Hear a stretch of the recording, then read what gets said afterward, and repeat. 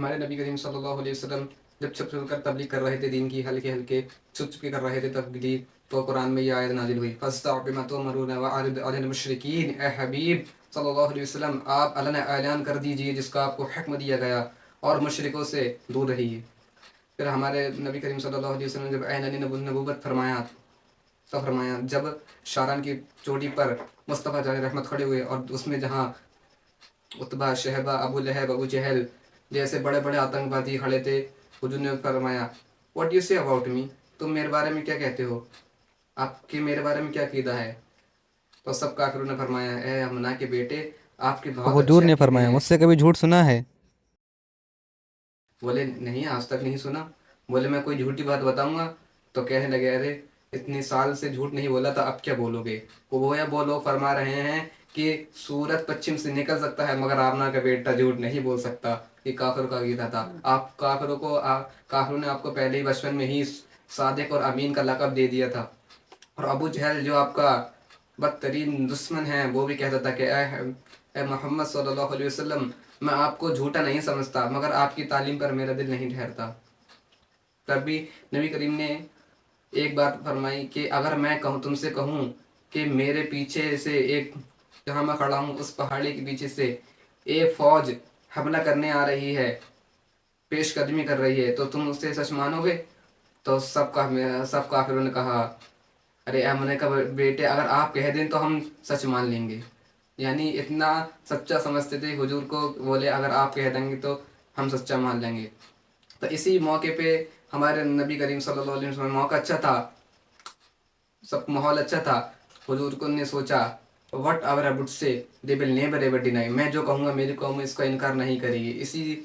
اسی موقع پر حضور صلی اللہ علیہ وسلم نے فرمایا، اے لوگو یا ایھا الناس قولوا لا الہ الا اللہ تفلحوا، اے لوگوں کہہ دو اللہ کے سوا کوئی معبود نہیں، اس کے سوا کوئی عبادت کے لائق نہیں، کہہ دو کامیاب ہو جاؤ گے، یو ول گیٹ سکسیس، کامیاب ہو جاؤ گے۔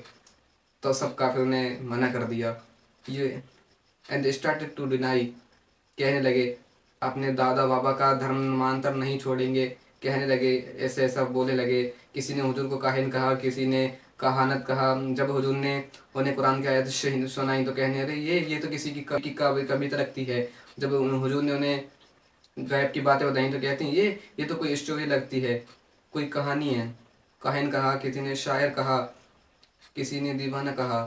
تو اسی موقع پر حضور نے اصرار بڑھایا، کافروں نے انکار بڑھایا۔ اسی اصرار انکار کے بیچ میں اللہ تبارک و تعالیٰ نے بلبل شدرا حضرت جبرائیل علیہ السلام کو روانہ کیا۔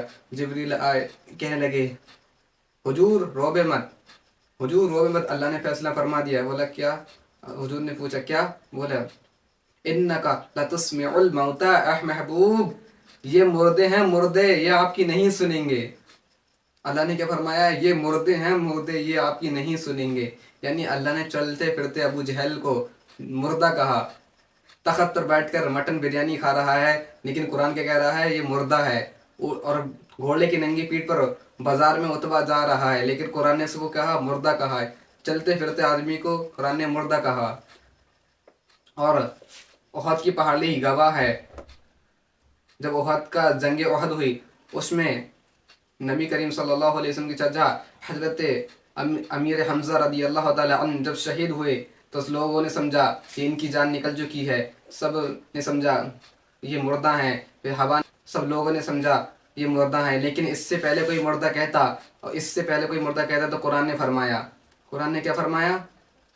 لا تقولوا لمن يقتل في سبيل الله اموات بل احياء ولكن لا تشعرون، جو اللہ کی راہ میں قتل ہو جائے، قربان ہو جائے، اسے مردہ نہ کہو، وہ زندہ ہیں لیکن اس کی تمہیں خبر نہیں۔ تو ان کی حضرت امیر حمزہ رضی اللہ تعالی عنہ کی روح نکل گئی، لیکن قرآن نے کیا کہا؟ یہ زندہ ہیں، زندہ ہیں، کیا کہا؟ زندہ ہیں۔ اور وہاں ابو جہل تخت پہ بیٹھ کر مٹن بریانی کھا رہا ہے تو قرآن کیا کہہ رہا ہے؟ یہ مردہ ہے۔ چلتے پھرتے ابو جہل کو قرآن نے مردہ کہا، اور احد کی پہاڑی پر اپنی جان دے چکا ہے، اس کی روح پرواش کر چکی ہے، تو اسے قرآن نے کہا یہ زندہ ہے، زندہ۔ یعنی نبی کی وفاداری کا نام زندگی ہے، اور نبی کی غداری کا نام موت ہے۔ یہ نبی کی وفاداری تو ہے، قرآن نے جسے زندہ کہا۔ تو گائز ویڈیو پسند آئی، ویڈیو کو لائک ضرور کرنا، ملتے ہیں کسی نیکسٹ ویڈیو میں۔